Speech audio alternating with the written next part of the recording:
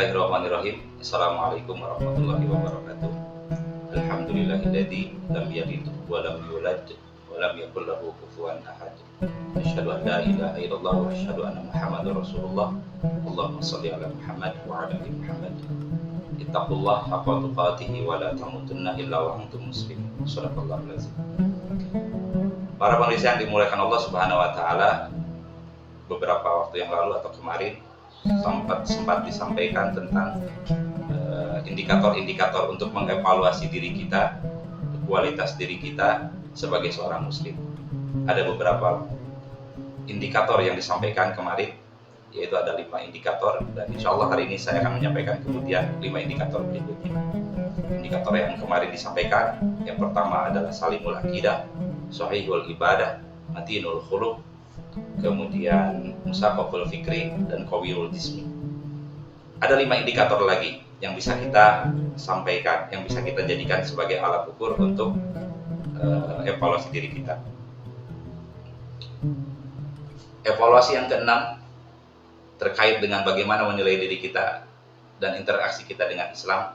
Sebagai seorang muslim, hendaklah bersungguh-sungguh di jalan Allah Subhanahu wa taala, beristiqomah di jalan Allah Subhanahu wa taala, yaitu mujahidul nafsi, bersungguh-sungguh terhadap diri sendiri. Walladzina jahadu fina lanahdiyahum subulan. Dan barang siapa yang bersungguh-sungguh di jalan Allah, kata Allah Subhanahu wa taala, maka aku akan tunjukkan jalannya. Maka hadirin yang dimuliakan Allah Subhanahu wa taala, setiap kali kita beristiqomah, setiap kali kita bersabar di jalan Allah Subhanahu wa taala, maka Allah akan bukakan suatu saat nanti pahala-pahala kebaikan yang kita lakukan di jalan Allah Subhanahu wa taala. Maka bersungguh-sungguhlah dalam kita beramal. Jikalau kita seorang muslim, beramallah sebagai layaknya seorang muslim dengan bersungguh-sungguh. Jikalau kita seorang muslim yang juga pelajar, maka jadilah pelajar yang bersungguh-sungguh.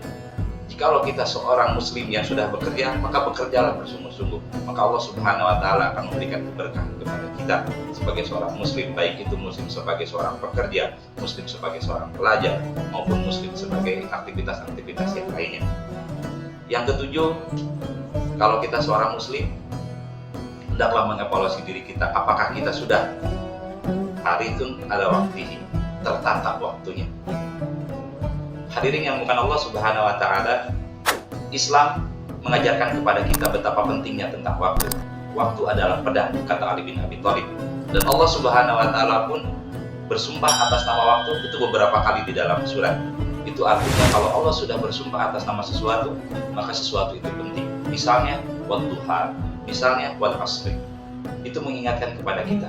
Maka jadilah seorang muslim yang senantiasa harithun ala waktihi, tertata dalam hal pengaturan waktu. Kemudian yang ke-8, munazamun fi su'unihi, tertata juga dalam setiap urusan, tertib dalam setiap urusan. Ada kewajiban-kewajiban yang harus kita lakukan, tunaikan, dan kita mampu memanage dengan baik. Ada sesuatu yang harus kita tunaikan, selesaikan. Ada sesuatu yang kita segerakan. Jangan sampai dinanti-nanti, terutama dalam hal kebaikan, karena kita tidak pernah tahu kapan dan di mana kita akan dicabut nyawanya oleh Allah Subhanahu wa taala.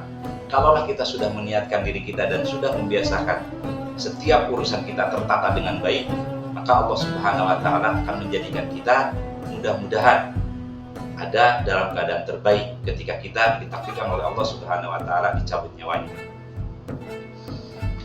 Hadirin yang berbahagia, alat evaluasi yang ke-9 adalah qadirun alal kasbi, mandiri dalam berekonomi, mampu bekerja, mampu berpenghasilan. Kenapa? Karena seorang muslim ada amalan-amalan yang harus ditunaikan dengan harta, misalnya saja dengan bersedekah, misalkan dengan berzakat, misalkan dengan berinfak. Dan membiasakan infak keseharian adalah sebuah kebaikan yang luar biasa. Bersedekah dengan keseharian ada yang luar biasa. Lantas bagaimana kalau kemudian kita belum mampu bersedekah karena kita belum berpenghasilan? Maka teruslah berikhtiar. Kalaulah kita tidak bisa bersedekah dengan harta kita, maka bersedekahlah dengan kebaikan kita, bersedekahlah dengan keilmuan kita. Kalau kita pun belum punya ilmu ternyata, maka tersenyumlah kepada saudara kita, karena di sana adalah sedekah.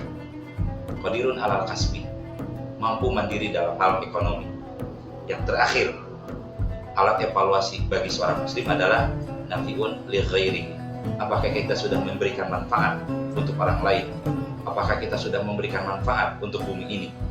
Beberapa waktu yang lalu saya pernah membaca sebuah tulisan bahwasanya sampai suatu saat nanti akan sampai waktunya jumlah seluruh manusia beratnya jauh lebih berat dibanding dengan berat bumi itu sendiri.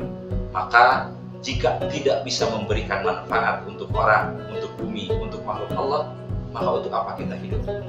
Karena kebahagiaan seorang muslim adalah ketika dia mampu memberi manfaat untuk orang lain. Karena menjadi seorang muslim bukanlah untuk pribadi, tetapi mampu memberikan kemanfaatan untuk orang lain. Hadirin yang berbahagia di rumah, selamat menjalankan ibadah puasa. Mudah-mudahan puasa kita adalah puasa terbaik tahun ini. Dan kalaulah Allah Subhanahu wa Ta'ala menakdirkan kita sampai di puasa yang akan datang, dan Allah jadikan puasa kita jauh lebih baik dari puasa tahun ini. Wallahu a'lam bishawab. Wassalamualaikum warahmatullahi wabarakatuh.